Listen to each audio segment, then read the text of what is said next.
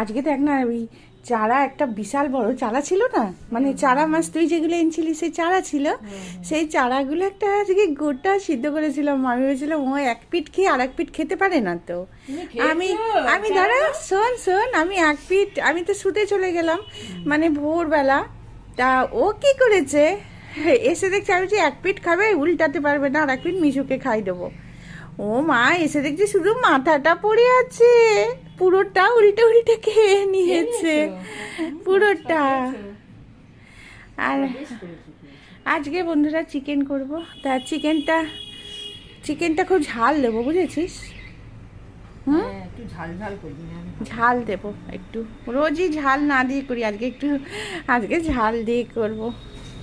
দেখি চিকেনটা কেমন দিয়েছে, আমি তো যাইনি, দিদিকে দিয়ে আনিয়েছি। আমার দিদি আবার মুরগি কাটা দেখতে পারে না।